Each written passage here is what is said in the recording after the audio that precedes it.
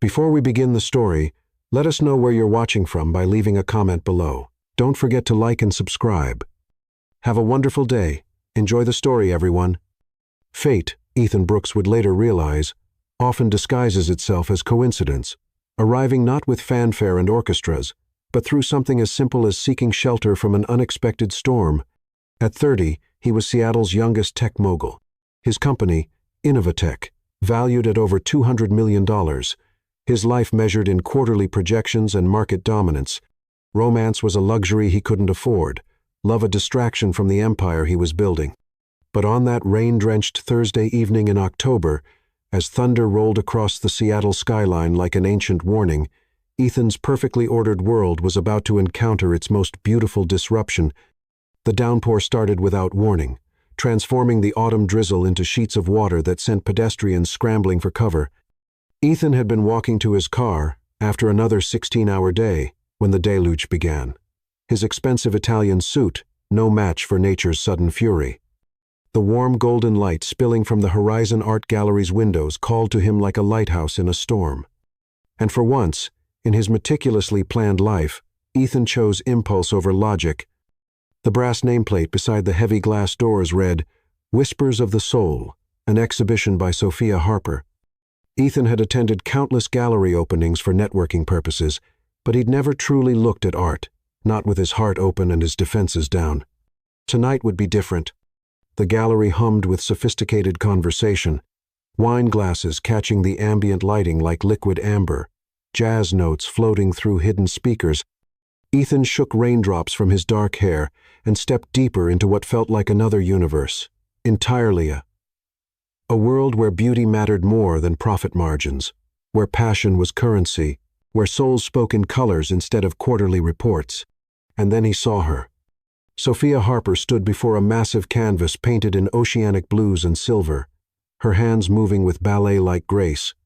As she explained her vision to a captivated audience, she wore a midnight blue dress that seemed to flow like water around her curves, her natural curls framing a face so luminous it appeared touched by starlight.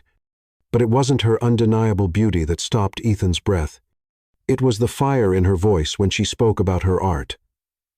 The way her entire being radiated joy and creative passion. "This piece is called Eternal Yearning," she was saying, her voice melodic and warm as honey. "I painted it during a thunderstorm, much like tonight's. Storms strip away our pretenses, don't you think? They force us to feel everything we've been hiding from ourselves."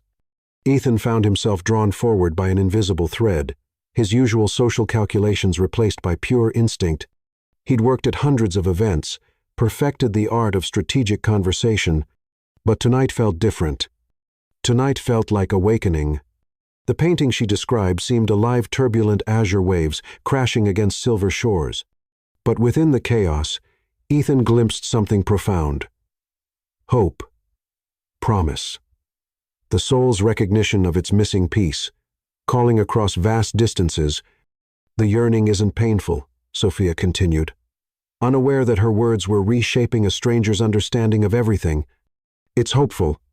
It's the heart's way of calling to its match, trusting that somewhere in this universe, that match is calling back." Their eyes met across the small crowd, and time crystallized into a single perfect moment.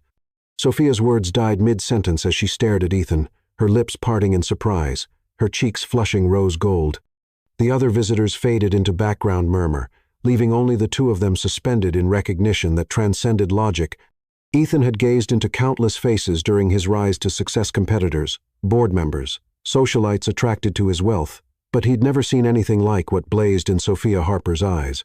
Not attraction, though that was certainly present, but something deeper, ancient recognition, the kind poets wrote about and pragmatists dismissed as fantasy. Sophia began, then stopped, pressing one hand to her heart as if to slow its racing. "Forgive me. I seem to have lost my train of thought." The small audience chuckled politely before dispersing to examine other pieces, leaving Ethan and Sophia alone with the electric tension crackling between them. "The painting," Ethan said finally, his voice rougher than usual. "It's extraordinary, like looking into someone's soul." Sophia's smile could have powered the city. "Thank you. Are you an art collector, mister?" Ethan Brooks. He stepped closer, catching the subtle scent of jasmine in her hair, feeling his carefully constructed walls beginning to crumble. And no, I'm not a collector. I don't understand art at all, actually.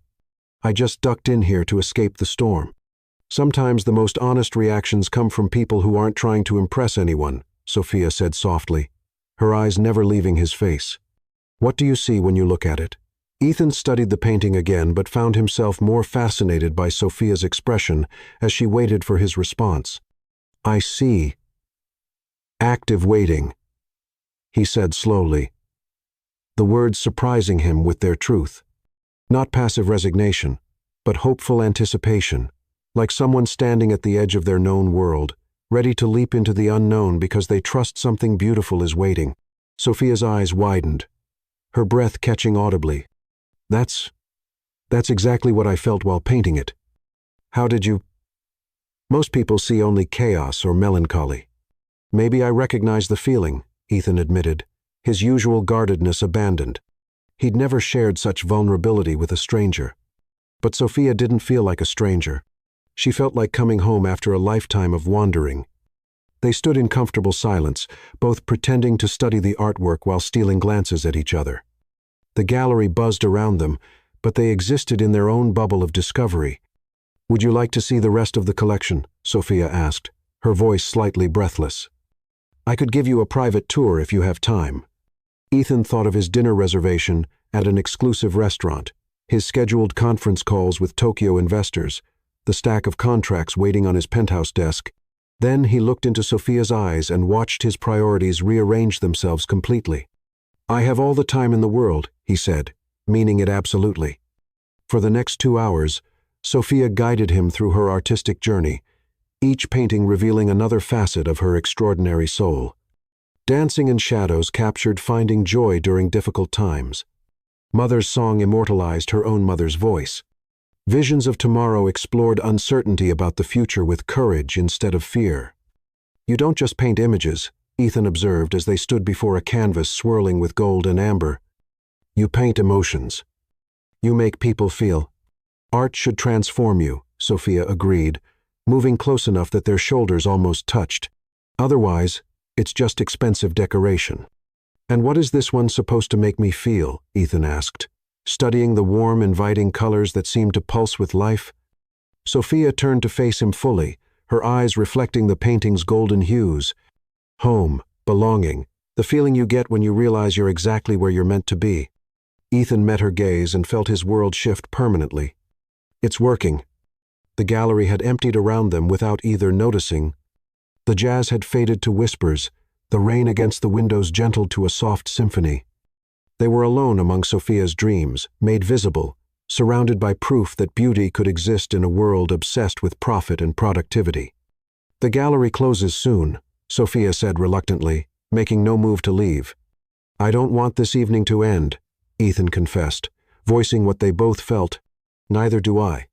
Her admission was barely audible, but earth-shaking in its honesty. Ethan reached out slowly, giving her time to retreat, and gently touched her paint-stained fingers. When she didn't pull away, he intertwined their hands, marveling at how perfectly they fit together. I know this sounds impossible, he said, but I feel like I've been searching my entire life for this moment, for you. Tears of joy sparkled in Sophia's eyes. It doesn't sound impossible at all. It sounds like fate. They left the gallery together, Ethan's umbrella sheltering them both as they wandered through rain-washed streets that seemed to shimmer with new possibility. Neither wanted to break the spell with practical concerns like destinations or goodbyes. So, they talked about everything, and nothing: childhood dreams, favorite books, the way the city looked different through the lens of unexpected love. When they finally reached Sophia's apartment building, Ethan felt panic at the thought of separation. Can I see you again? He asked, raindrops clinging to his eyelashes like diamonds. Tomorrow? I need to know. This isn't just a beautiful dream. Sophia's smile could have melted winter.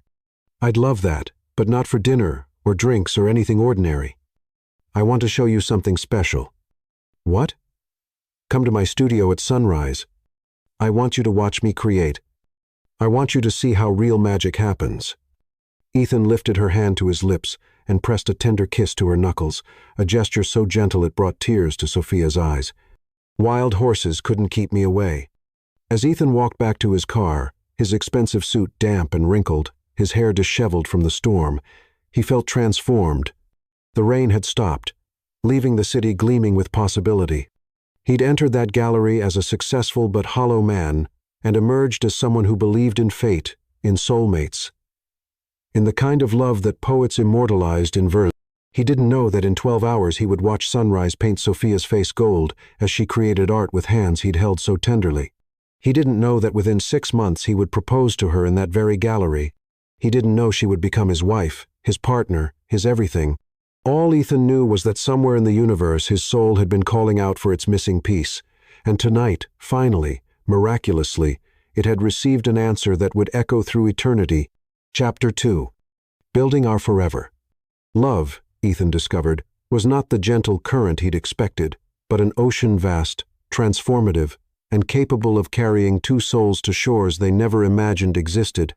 6 months after that magical October night, he stood in his penthouse kitchen at dawn, brewing coffee for the woman who had revolutionized his understanding of what it meant to be truly alive. Sophia emerged from their bedroom wearing one of his white Oxford shirts, her hair tousled from sleep, looking more radiant than any masterpiece she'd ever created. Morning light streamed through floor-to-ceiling windows, catching the golden undertones in her brown skin, and Ethan felt his breath catch the same way it had that first night. "Good morning, my heart," she murmured, sliding her arms around his waist from behind and pressing soft kisses along his shoulder blade. "Good morning, beautiful." Ethan turned in her embrace, marveling at how perfectly she fit against him. "Coffee's almost ready." "You spoil me," Sophia said, tilting her face up for a proper kiss. Ethan obliged, losing himself in the sweetness of her lips and the jasmine scent that had become his favorite perfume. These dawn moments had become sacred to him. Before Sophia, mornings were ruthless efficiency protein bars consumed while scanning market reports, his mind already calculating the day's strategic moves. Now he woke early just to watch her sleep, to bring her coffee in bed, to steal these precious minutes before the world demanded their attention. "I have something to show you," Sophia said, her eyes sparkling with barely contained excitement. She led him to the living room, where an easel stood draped in white silk. His penthouse had undergone a metamorphosis since Sophia's arrival. The sterile minimalism had been replaced by warmth and lifer paintings adorning every wall, art supplies claiming corners, fresh flowers in crystal vases. Somehow the cold showcase had become a home. "You've been mysteriously secretive about this project," Ethan said, his hands settling on her hips as she positioned herself beside the easel. "Close your eyes," Sophia commanded with playful authority. Ethan obeyed, hearing the whisper of silk being pulled away, feeling anticipation build in his chest. "Open them." Ethan's eyes fluttered open, and his world tilted. The canvas showed their love story painted in breathtaking detail that first night in the gallery, captured in vivid, luminous strokes. There they were, him in his expensive suit, looking lost and amazed, her in midnight blue, both caught in that moment when souls recognized their match. But Sophia had painted something Ethan hadn't seen, that night-golden threads connecting their hearts, visible only to an artist's loving perception. Surrounding the central image were smaller vignettes, their first sunrise in her studio, when she'd shown him how she mixed colors like poetry, their weekend at his mountain cabin, when they'd talked until dawn about building a life together, quiet dinners where conversation flowed like wine, stolen kisses in the rain. "Sophia," he breathed, his voice thick with emotion, "this is extraordinary. You've captured not just what happened, but what it felt like." "I painted what I see when I look at us," she said softly, moving to stand beside him. "When I paint our story, I see our wedding, our children, growing old together.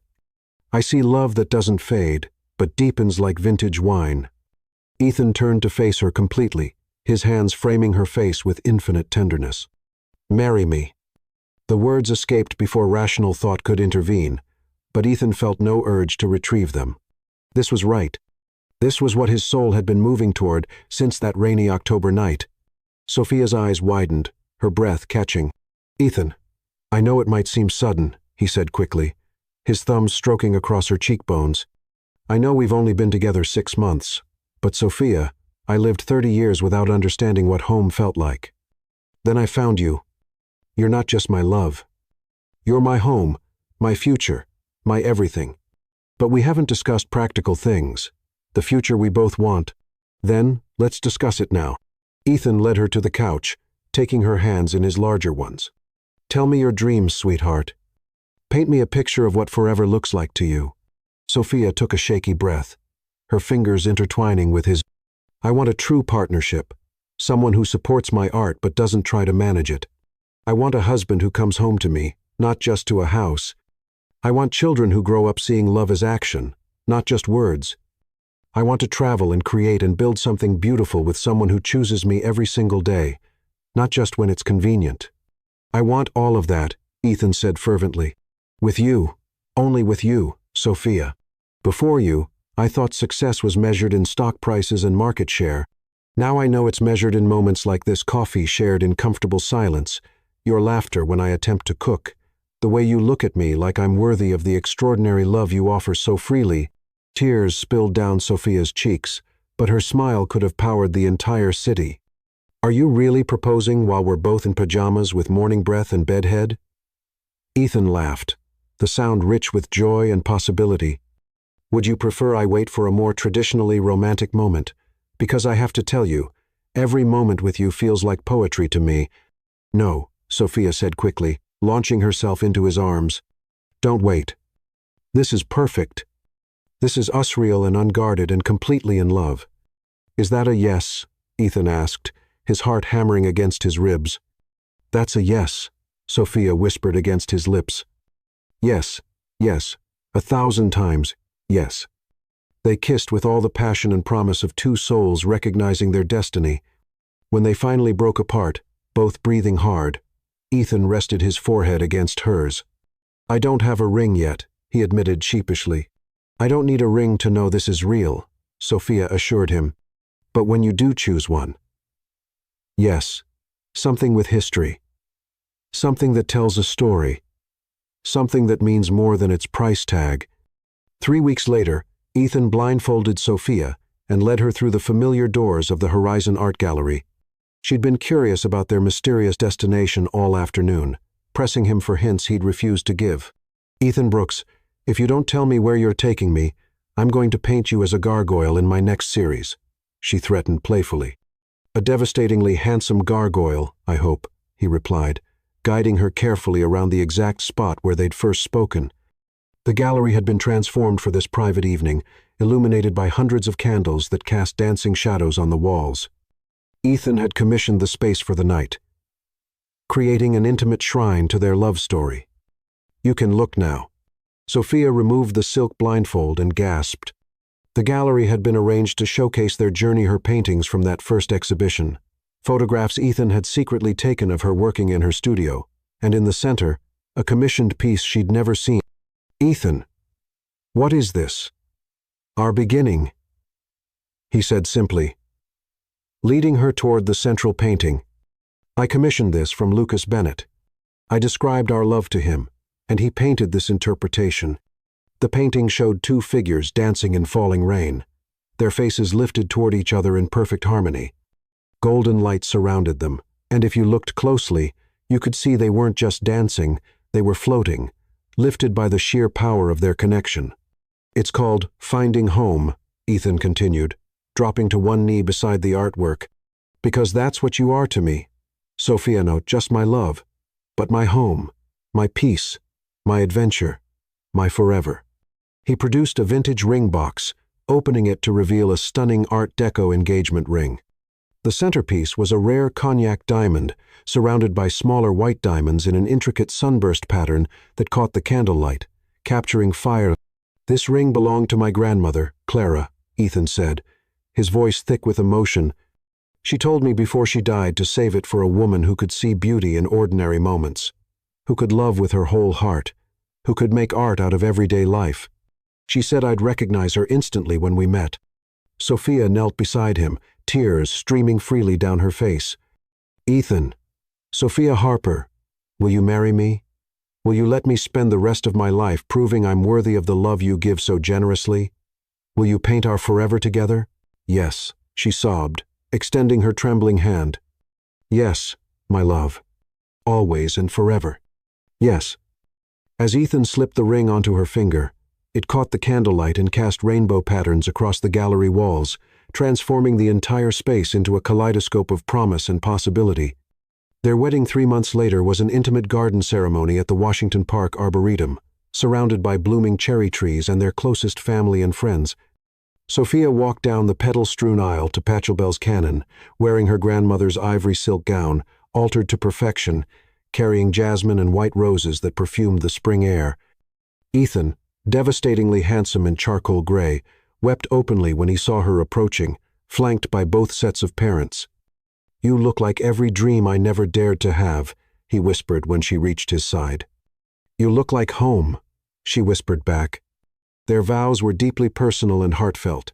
Ethan promised to cherish her art, to come home to her every night, to choose love over ambition in every decision he faced. Sophia promised to believe in their dreams together, to find magic in ordinary moments, to love him through every season of their lives. "By the power vested in me by the state of Washington," the officiant declared, "I now pronounce you husband and wife. Ethan, you may kiss your bride." As their lips met in their first kiss as a married couple, cherry blossom petals rained down like confetti, and Ethan felt the final piece of his heart slide into place. This was what he'd been unconsciously searching for, this perfect woman who challenged him to be better, who saw beauty in everything, who loved him not for his wealth but for the man he became when all pretense fell away. That night, in their honeymoon suite overlooking Elliott Bay, they made love with the tenderness of souls perfectly matched and the passion of hearts that would never tire of discovering each other. "I love you, Mrs. Brooks," Ethan murmured against her hair as they lay entwined afterward. "I love you too, Mr. Brooks," Sophia replied, tracing lazy patterns on his chest. "Forever and always." Outside their window, Seattle sparkled like fallen stars, and in their bed, two hearts beat in perfect synchronization, already dreaming of the beautiful life they would build together. Neither could foresee that sometimes the greatest tests of love come not from external forces, but from the very ambitions that initially brought two people together. For now, there was only love, pure and perfect and absolutely certain that nothing could ever diminish its power. Chapter 3. When Dreams Become Nightmares. The cruelest heartbreaks, Sophia discovered, arrive not with dramatic betrayals or sudden departures, but through the slow erosion of attention. Like watching someone you love disappear, one missed dinner, one forgotten conversation, one broken promise at a time. 2 years into their marriage, as Seattle's autumn painted the world in shades of gold and loss, she sat alone at their dining table, watching Ethan's untouched salmon grow cold while he paced their living room, more animated about a conference call than he'd been about anything concerning her in months. "No, Lucas, you're missing the bigger picture," Ethan said into his wireless headset, his free hand gesturing emphatically to no one. "Innovatech expanding internationally isn't just growth. It's positioning ourselves as the global leader before our competitors even realize what's happening." Sophia moved her fork through her own half-eaten meal, remembering when Ethan used to describe her paintings with that same passionate intensity. When had his eyes stopped lighting up at her artistic victories? When had "how was your day" become a question he forgot to ask? She'd painted him recently, a piece she'd never shown him called Fading Light. In it, Ethan's figure grew progressively more transparent across the canvas, dissolving into a background of spreadsheets and stock charts, until only his outline remained, a ghost haunting their life together. "Sweetheart," she tried softly when he paused for breath, "your dinner is getting cold." Ethan held up one finger without looking at her, a gesture that once came with apologetic smiles, but now felt dismissive, careless. "Right, but here's what you're not understanding about the Tokyo market, Lucas. They prioritize innovation over legacy relationships, which gives us a massive competitive advantage." Sophia stood quietly, cleared both plates, and scraped the carefully prepared meal into the garbage disposal. She'd spent 2 hours creating Ethan's favorite dish, hoping to recreate those early evenings when their dining room was a sanctuary, where they'd talk until midnight about dreams that seemed possible when shared. Now their beautiful penthouse felt like an expensive hotel where Ethan occasionally slept between business trips to cities she couldn't pronounce. The irony cut deep. Ethan's meteoric success had been built partially on the emotional foundation of their marriage. He'd credited meeting her with giving him the stability and inspiration to take Innovatech from promising startup to major player. "She makes me believe in magic," he'd told investors at a company gala, his arm around her waist, his smile genuine. "When someone loves you the way Sophia loves me, you want to build something worthy of that devotion." But somewhere in the pursuit of building something worthy, he'd forgotten what had inspired the building in the first place. "I understand it's late in Hong Kong," Ethan continued, settling onto their couch with his laptop, completely oblivious to her cleaning up around him. "But patch me through to Wei anyway. This can't wait until they're tomorrow." Sophia paused in the kitchen doorway, studying her husband with the objective eye she usually reserved for her art. He remained devastatingly handsome, perhaps more so now, with success adding confidence to his natural magnetism. His dark hair was perfectly styled despite the 16-hour day, his expensive shirt crisp, his posture radiating the authority that made grown men defer to his judgment. But his wedding ring, she noticed with a pang, spent more time on bathroom counters and nightstands than on his finger, forgotten in the rush of more pressing concerns. "Ethan," she said more firmly, moving to stand where he couldn't ignore her, "can we please talk?" "Just 5 more minutes, baby," he replied without lifting his eyes from the screen.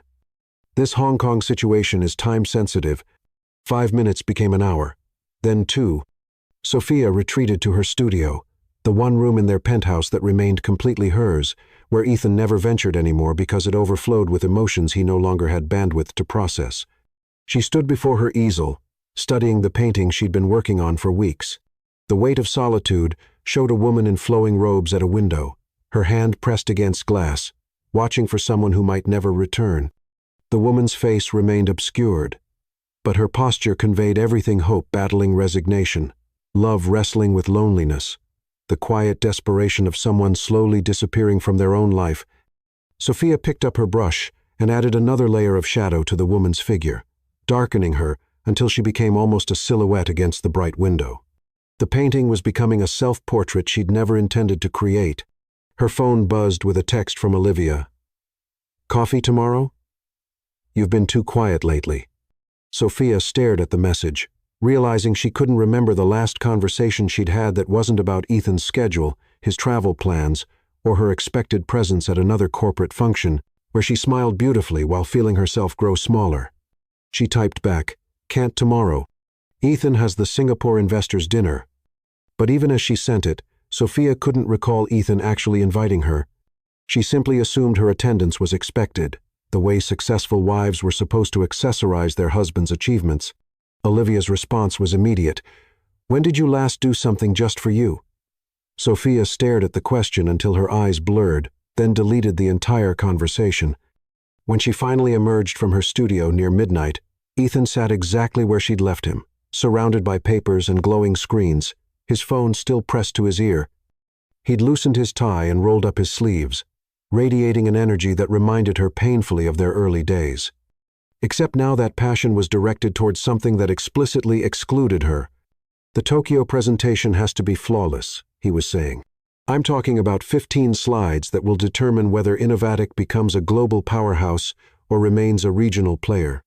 Sophia sat on the couch's edge, close enough to touch him, but feeling oceans away. Ethan's free hand rested near her thigh, and she covered it with her own, hoping for acknowledgement, connection, anything. He pulled his hand away absently, needing it to type notes on his laptop. "I'm going to bed," she whispered. Ethan nodded without looking at her. "I'll be up soon." But he wouldn't be. Sophia knew he'd work until dawn, shower, and leave before she woke, leaving only a hastily scrawled note. "Early meetings. See you tonight." And the fading scent of his cologne on his pillow. In their master bedroom, Sophia stood before the vanity mirror, studying her reflection. At 28, she remained beautiful. Her skin still glowed. Her eyes still sparkled when she found something worth sparkling about. But there was something new in her expression, a sadness that makeup couldn't conceal, a loneliness that seemed to deepen with each passing day. She remembered their first anniversary weekend at the mountain cabin, where Ethan had first said he loved her. They'd made love on the deck under infinite stars, and afterward, wrapped in each other's arms, Ethan had whispered. "Promise me we'll never let the world make us forget this. Promise we'll always choose each other first." "I promise," she'd whispered back, meaning it with every cell in her body.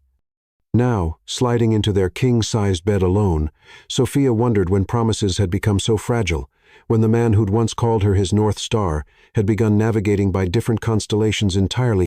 She fell asleep clutching his pillow, breathing in the fading traces of the cologne she'd given him for Christmas, and dreamed of the Ethan who used to wake early just to watch her sleep, who'd told her that her face was the first thing he wanted to see every morning and the last thing he wanted to see every night. In the living room, Ethan finally ended his marathon conference call at 3:17 a.m. His eyes burning from 18 straight hours of screen time. He started toward their bedroom, then hesitated outside the door, hearing Sophia's peaceful breathing within. He almost went inside, almost crawled into bed beside his wife, and held her the way he used to. Almost whispered apologies for missing dinner, for the growing distance, for letting his ambition consume everything beautiful in his life. Instead, he went to the guest room, telling himself it was consideration he didn't want to wake her. Tomorrow would be better. Next week would be different. But tomorrow brought new crises, and next week brought new opportunities. And with each rationalization, the distance between them grew wider until they were living parallel lives in the same beautiful space two people who had forgotten how to choose each other first. Love. Ethan was learning too late, couldn't be placed on hold while pursuing other dreams. It required daily tending, constant nurturing, the kind of presence he was no longer capable of giving. And in her studio, Sophia continued painting women who waited, women who disappeared, women who loved so completely they forgot to save anything for themselves, never realizing she was documenting the slow death of her own heart. Chapter 4. The night everything shattered. Hearts, Sophia learned, don't break with the dramatic crack of thunder that poets describe. They shatter quietly, like crystal meeting stone in the dark. The sound so soft you almost miss it until you step on the pieces later and realize the damage was always irreversible. For her, that silent destruction began on a Friday evening in March, when she stood alone in the Horizon Art Gallery, surrounded by 2 years of her soul's work, watching the clock tick past 9:30, and finally accepting that her husband valued everything else more than the woman who'd once been his entire world. Reflections of Love. A journey through marriage was supposed to be their celebration. To their testimony to love's endurance, 24 paintings chronicling their relationship, from that magical first encounter to their wedding day, to the quiet domestic moments that had once felt like glimpses of heaven. Sophia had spent 8 months creating this collection, pouring her heart onto canvas in a desperate attempt to remind Ethan and herself of what they used to mean to each other. The gallery buzzed with Seattle's cultural elite critics whose reviews could launch careers, collectors who'd flown in from New York and Los Angeles specifically for this exhibition, curators from major museums. Olivia had helped her dress for the evening, choosing a flowing emerald dress that made Sophia's skin luminous and her eyes sparkle with flecks of gold. "You look absolutely radiant," Olivia had said, fastening Ethan's anniversary gift, a delicate diamond necklace, around Sophia's throat. "When Ethan sees you tonight, he's going to remember why he fell in love with you all over again. He promised he'd be here by 8, Sophia had replied, smoothing the silk fabric with nervous hands. The investor presentation should end by 7:30. But 8 o'clock had passed without a text. Then 8:15, 8:30, 8:45. Now it was approaching 10, and Sophia's cheeks ached from maintaining her professional smile, while friends and strangers repeatedly asked, "Where's that brilliant husband of yours? And Ethan must be incredibly proud of this beautiful work." "He's running late from a business meeting," she'd answered countless times, the excuse growing thinner with each repetition. You know how these things can run over. But inside, something vital was dying. Each glance toward the gallery entrance, each surge of hope when the door opened, each crash of disappointment when another stranger's face appeared, instead of Ethan's every moment carved away another piece of her heart, until she felt hollow, echoing with the sound of her own breathing. The exhibition's centerpiece was a painting she titled "Promise Kept," a luminous recreation of their wedding dance, painted from memory in shades of ivory and gold.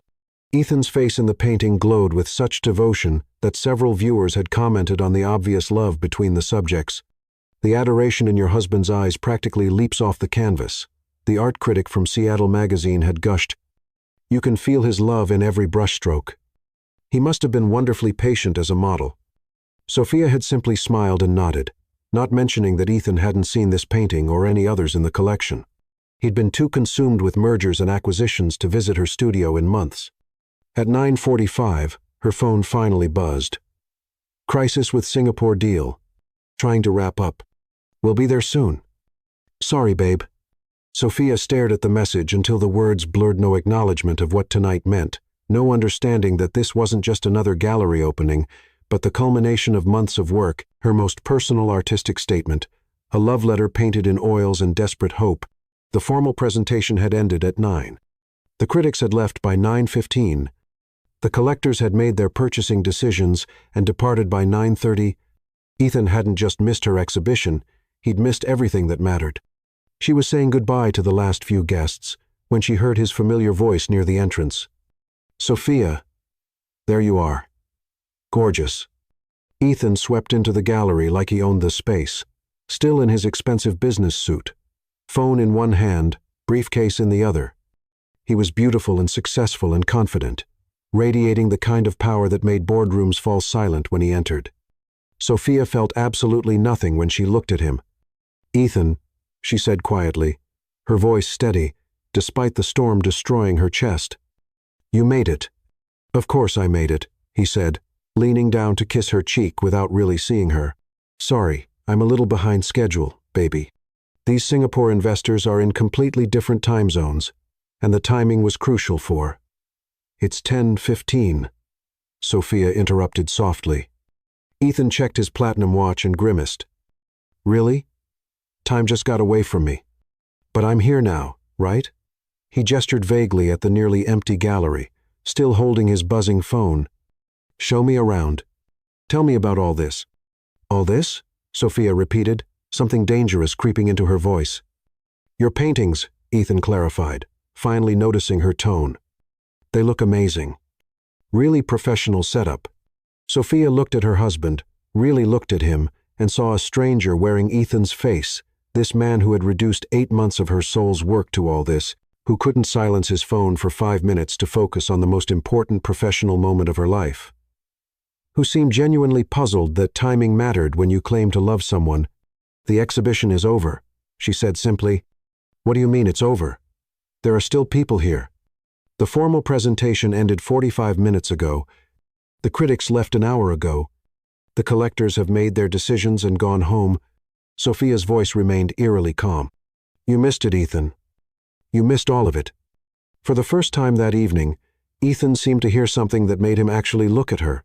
Really look at her. Soph, sweetheart, I said I was sorry. This Singapore deal is worth 60 million to Innovatech. 60 million. You understand how important? No, Sophia said, and the word hung in the air like a death sentence. I don't understand. I don't understand how the man who once told me that my happiness was worth more than all the money in the world can stand here and explain to me why $60 million is more important than keeping a promise to his wife. Ethan's phone buzzed with an incoming call. Without thinking, he glanced at the screen. That glance, lasting no more than 2 seconds, was the moment their marriage truly died. I see, Sophia whispered, and Ethan heard something in her voice that made his blood freeze. Soph, it's not like that. Isn't it? She asked, her voice maintaining that terrible quiet control. When was the last time you asked about my work, Ethan? When was the last time you came to my studio just because you wanted to see what I was creating? When was the last time we had a conversation that wasn't interrupted by your phone? Ethan opened his mouth to answer and realized with growing horror that he couldn't. Days, weeks, the timeline blurred into a haze of conference calls and quarterly projections and priorities that had somehow stopped, including the woman he'd once claimed to love more than life itself. I've been working, he started weakly. We've both been working, Sophia replied. The difference is, I've been working to build something beautiful for us, while you've been working to build something that doesn't include me at all. They stood facing each other in the center of the gallery, surrounded by paintings that depicted a love story they were no longer living. The few remaining guests began to notice the tension, conversations quieting as people sensed drama unfolding. Can we not do this here? Ethan asked, his voice tight with embarrassment. Where else? Sophia asked. At home, where you're never available to talk. In our bedroom, where you sleep 4 hours before leaving for another 18-hour day. When exactly would be convenient for you to discuss our marriage, Ethan? Ethan's phone rang. The name Singapore Investors flashed on the screen. Without thinking, he answered it. Ethan Brooks. What? No, that's not what we agreed. He covered the phone and looked at Sophia. I have to take this. It's Singapore. Sophia stared at him for a long moment, and Ethan watched the last flicker of hope, of love, of willingness to fight for what they'd shared simply extinguish in her eyes. She turned and walked away without a word. Ethan stood there holding his phone. Singapore on the line, his wife disappearing through the crowd. And for the first time in months, he understood the magnitude of what he was losing. But the voice on the phone was urgent. The deal was collapsing, and $60 million hung in the balance. He chose the money again. By the time Ethan finished the call and found Sophia again, she was saying goodbye to the last few guests, her professional mask firmly in place. She'd rebuilt her walls completely. But Ethan could see the fortress she'd constructed around her heart. Ready to go home? He asked carefully. Home? Sophia repeated, testing the word like it belonged to a foreign language. Yes, I suppose we should go home. The car ride passed in silence, except for the soft hum of the engine and Ethan's phone buzzing with follow-up texts he didn't dare check.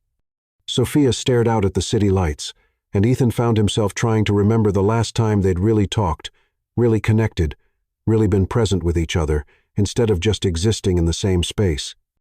At their penthouse, Sophia went straight to their bedroom and began removing her jewelry with mechanical precision. Ethan stood in the doorway, watching her, searching for words that might bridge the chasm that had opened between them. The paintings were beautiful, he offered. What I saw of them, you're incredibly talented, Soph. You always have been. Sophia met his eyes in the vanity mirror. Thank you. Maybe tomorrow. Maybe you could show me the rest. I could take the afternoon off and you could walk me through each piece. Tell me the stories behind them. Tomorrow you have the board meeting about the Tokyo expansion, Sophia said without emotion. Sunday you're flying to Los Angeles for the tech conference. Monday you start the week-long negotiations with the Berlin investors. A chill ran down Ethan's spine. How do you know my schedule better than I do? Because your assistant emails me your calendar every week. So I know when not to expect you home. Sophia's voice was matter-of-fact, but Ethan heard the exhaustion underneath. I've become very efficient at planning my life around your absence. The words hit Ethan like physical blows. That's not fair, isn't it? Sophia turned to face him fully. Tell me, Ethan, when was the last time you woke up next to me? When was the last time we made love? When was the last time you asked how my day was and actually listened to the answer? Ethan searched his memory and came up empty weeks, months. Had it really been that long? Everything I'm doing is for us, he said desperately. For our future together? No, Sophia said softly. You're building your future. I'm just expected to wait quietly in the wings until you're ready to include me in it. That's not true. When was the last time we talked about having children, Ethan? Sophia's question stopped him cold. Remember? You wanted 3. I wanted 4. We had names picked out, nursery themes planned, a timeline for when we'd start trying. Ethan felt the floor shift beneath his feet. We're still young. There's time. Time for what? For you to ignore them the way you ignore me. For you to miss their first words because you're on a call with Tokyo. Their first steps because you're in Singapore. The argument escalated from their years of resentment and loneliness pouring out of Sophia, while Ethan defended himself with profit margins and market opportunities, and promises of future availability that sounded hollow even to his own ears. Maybe if you understood business, Ethan heard himself say, the words escaping before his exhausted mind could stop them, you'd appreciate what I'm trying to accomplish. The silence that followed was deafening. And maybe, Sophia replied, her voice deadly quiet, if you remembered how to love instead of just acquire, you'd understand what you're destroying. They stared at each other across their bedroom, and Ethan saw his wife clearly for the first time in months. She was thinner, her eyes shadowed with exhaustion and disappointment. When had the vibrant woman he'd fallen in love with begun to fade away? "I can't do this anymore," Sophia whispered, and Ethan felt his world begin to collapse. "I can't keep disappearing from my own life, waiting for you to remember I exist." The next morning, they sat across from each other at their dining table like strangers negotiating a business deal. Neither had slept. Ethan had spent the night on the couch, staring at the ceiling, trying to understand how he'd lost control of everything that mattered. Sophia had packed a suitcase. "I think," she said carefully, not meeting his eyes, "we should consider separation." The word hit Ethan like a sledgehammer to the chest. "Sophia, no. We can fix this. I can change." "Can you?" she asked, and her voice held no anger anymore, just infinite sadness. "Can you really, or will you make the same promises you've made about coming home early, taking real vacations, putting your phone away during dinner? How many broken promises can one marriage survive?" Ethan wanted to argue, to fight, to promise her anything if she'd just give him another chance. But looking at his wife, really looking at her, he saw the truth he'd been avoiding for months. She'd already lost her. The divorce papers were signed 3 weeks later in a lawyer's office that smelled like leather and lost dreams. They divided their assets with clinical precision. She kept the art and her independence. He kept the money and his empty success. Their wedding rings sat on the mahogany desk like evidence of a crime neither wanted to claim. And when Ethan walked out of that office, he felt like he was leaving behind, not just his marriage, but his soul. Chapter 5. Secrets and Silent Tears.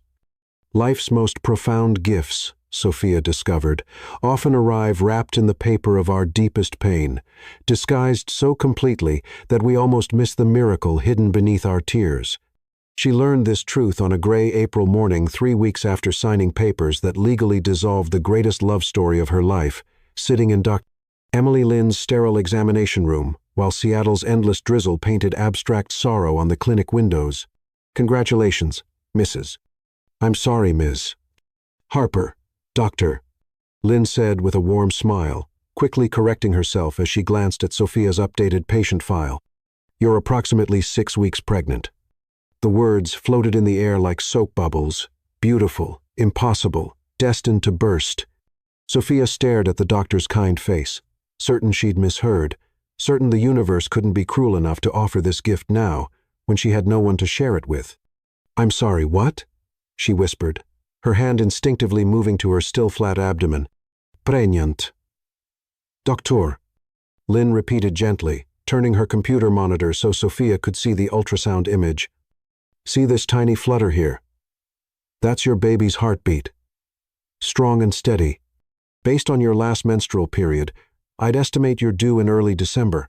Sophia's mind raced backward, calculating dates with the desperate precision of a woman whose world had just turned upside down.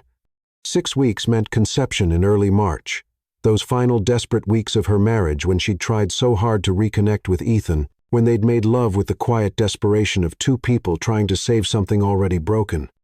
Her baby had been created during their last attempt at forever. "Is everything all right?" "Doctor," Lynn asked, professional concern evident as she watched Sophia's face cycle through shock, wonder, terror, and back to shock. "My husband and we're divorced," Sophia managed, the words still feeling like swallowing glass. "The divorce was finalized last week." "Doctor." Lynn's expression softened with understanding. "I see. This is certainly unexpected timing. Do you have questions about your options?" "Options?" Sophia knew what the doctor was delicately offering, understood that at 6 weeks, choices still existed, but as she stared at the tiny flicker on the ultrasound screen, no bigger than a sesame seed but somehow containing all the hope and love she thought she'd lost, only one option felt possible. "I'm keeping the baby," she said, her voice growing stronger with each word. "I'm absolutely keeping my baby." "Wonderful, Doctor." Lynn smiled genuinely. "In that case, let's discuss prenatal care, nutrition, and what to expect in the coming weeks." The next hour passed in a blur of pamphlets and prescription bottles, appointment cards, and dietary guidelines. Sophia nodded and smiled and asked appropriate questions, but inside, her heart raced with questions. Dr. Lynn couldn't answer. Should she tell Ethan about their child?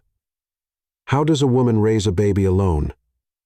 How do you explain to a child that their father chose success over love? Outside the clinic, Sophia sat in her modest Honda for nearly an hour, staring at the ultrasound photo Dr. Lin had printed. The baby looked like a tiny seahorse floating in an ocean of possibility. And despite everything, the divorce, the loneliness, the terrifying uncertainty, Sophia felt love bloom in her chest like flowers after winter rain. "Hello, little one," she whispered to the black and white image. "I don't know how we're going to do this, but I promise you'll be so loved. You'll be the most cherished baby in the world." She drove to her new apartment, a modest 2-bedroom above an art studio in Capitol Hill, and sat at her small kitchen table, phone in hand, scrolling to Ethan's contact information.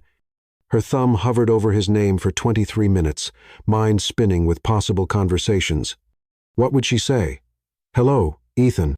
I know you chose your company over our marriage. But surprise, you're going to be a father." Would he think she was trying to manipulate him, force him back into a relationship he'd clearly outgrown? Would he demand custody rights while remaining emotionally unavailable? Would he suggest termination for the sake of convenience? Sophia's hands moved protectively to her stomach. No. This baby was hers, created from love, even if that love had died before the pregnancy was discovered.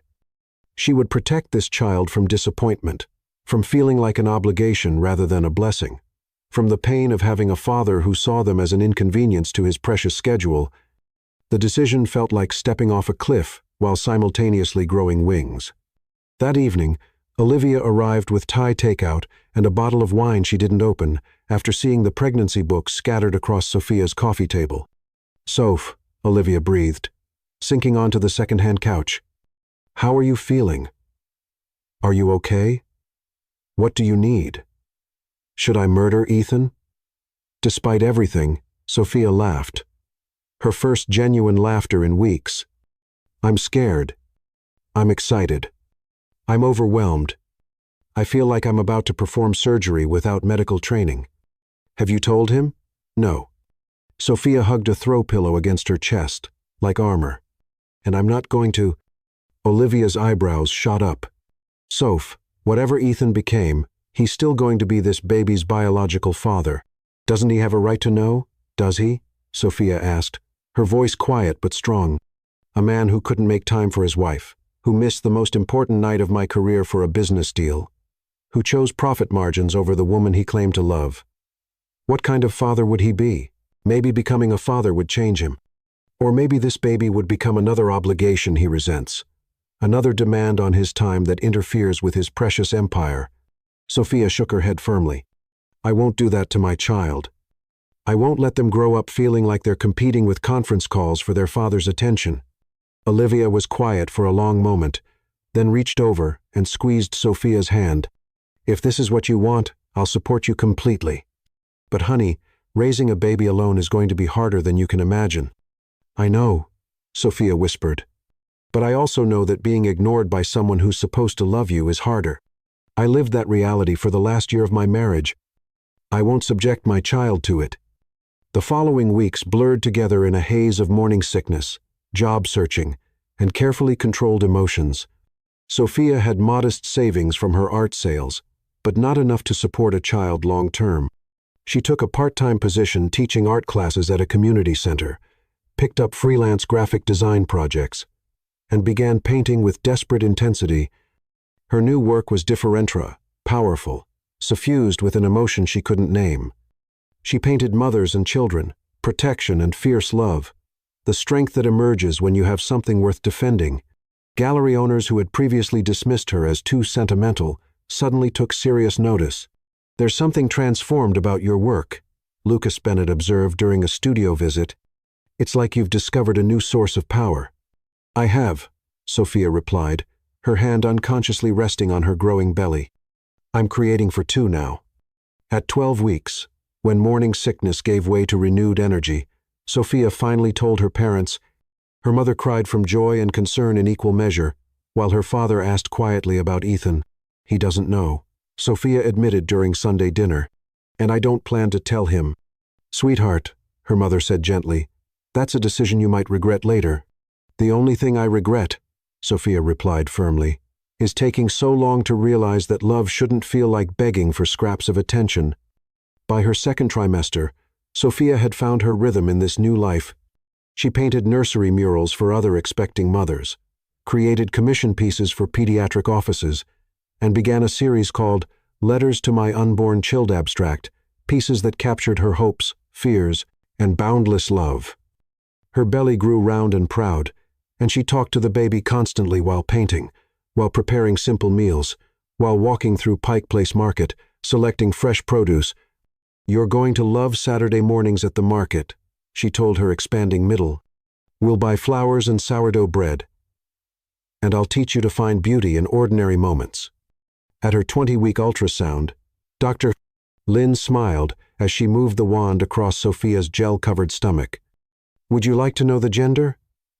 "Yes," Sophia breathed, watching the grainy image that now clearly showed a tiny human form complete with fingers and toes and a perfect profile. "Congratulations, you're having a boy."